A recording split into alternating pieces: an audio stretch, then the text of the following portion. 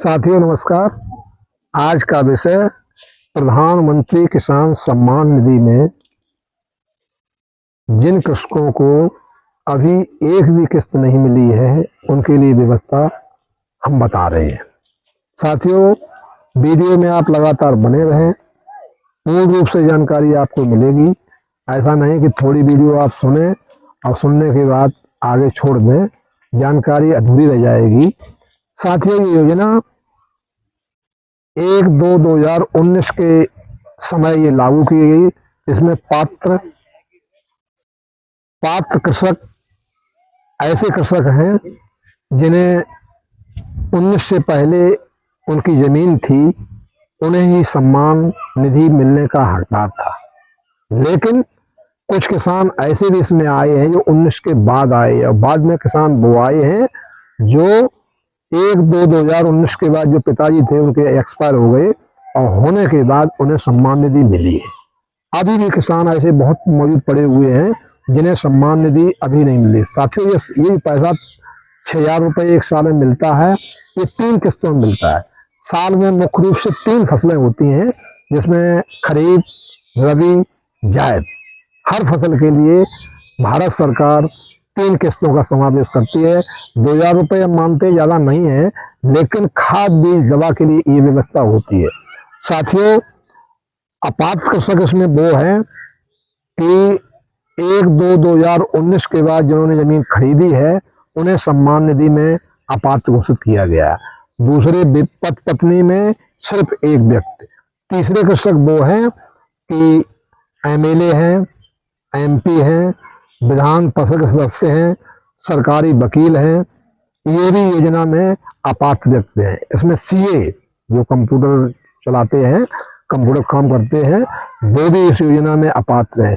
वहाँ छठे कौन कृषक हैं जो जिन्हें सरकारी नौकर हैं, वो भी इस योजना में अपात्र हैं। तीसरे वो हैं जो 10,000 रुपये से कम ऊपर पेंशन ले रहे हैं।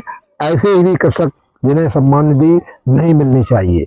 पत्नी में सिर्फ एक व्यक्ति को मिलनी चाहिए। साथियों कुछ कृषक ऐसे इसमें हैं जो 1/2/2019 के बाद जो पिताजी उन्हें सम्मान निधि मिल रही थी, पिताजी एक्सपायर हो गए, उनके बच्चों के नाम गई है जमीन, उन्हें सम्मान निधि पूर्ण रूप से मिलने के लिए वो पात्र है। उसमें शर्त है कि अगर उनकी पत्नी है तो पत्नी को पैसा मिलेगा। उनके अगर बच्चे हैं तो बच्चों की उम्र 18 वर्ष से कम नहीं होनी चाहिए। 18 वर्ष से ऊपर हो तो उन्हें सम्मान निधि मिलेगी। साथियों कुछ किसान ऐसे भी हैं इसमें जिन्हें 10 किस्तें आई हैं, उसके बाद उनकी पैसा बंद हो गया है। तो ऐसी स्टेज पे क्या करना है कि भू अंकन उनका नहीं हुआ, लैंड सीलिंग, तो तहसील में जाके अपनी आधार लेके जाएं, पत्नी का आधार लेके जाएं, अपनी पासबुक लेके जाएं और अपनी फर्द लेके जाएं। जाकर के वहां अपना भू अंकन करवा लें, जिसे हम लैंड सीलिंग के नाम से जानते हैं। साथ ही तीसरी व्यवस्था क्या है कि 1/2/2019 के बाद जो पिताजी सम्मान निधि ले रहे थे वो एक्सपायर हो गए, उनके पत्नी के नाम और उनके बच्चों के नाम सम्मान निधि गई है, तो अपना रजिस्टर्ड मोबाइल नंबर, आधार, बैंक पासबुक और फर्द तीनों लेके पहले अपनी फार्मर रजिस्ट्री कराएं और फार्मर रजिस्ट्री कराने के बाद उसे जनसेवा केंद्र जा करके अपनी ऑनलाइन करवा दें। ऑनलाइन करने के बाद तहसील में यहाँ पर कंप्यूटर कक्ष है, वहाँ आप लेके जाएं और लेकर के उसे आगे बढ़वाएं। वहाँ से बढ़वाने के बाद उप कृषि निदेशक कार्यालय है, वहाँ पे जाएं और वहाँ से आगे बढ़वा लें। साथ ही इसमें एक व्यवस्था और जो अधूरी रह जाती है, किसान नहीं जानते हैं कि हमारे आधार में NPCI है या नहीं है अकाउंट में। तो विशेषकर हमने ये देखा है कि बैंक में जहाँ उनका अकाउंट है, बैंक वाले नहीं करते हैं। लेकिन क्या करिए, उसके लिए अच्छी व्यवस्था, आधार अगर डिसीडेड आ रहा है तो उसे आधार संशोधन केंद्र में जाएं या डाकखाने में जाएं, वहां पे उसे आधार सत्यापित करा लें। कराने के 4-5 दिन बाद जाएं और NPCI से डाकखाने में खाता खुलवा लें। उससे ये होगा कि आपकी किस्त जो है, NPCI का साथियों मतलब ये है कि national payment corporation of India, Bharat सरकार से जो पैसा आएगा वो आपके खाते में बिल्कुल 100% आएगा। फिर भी कहीं पे समस्या आती है तो हमारे नंबर से आप संपर्क कर सकते हैं।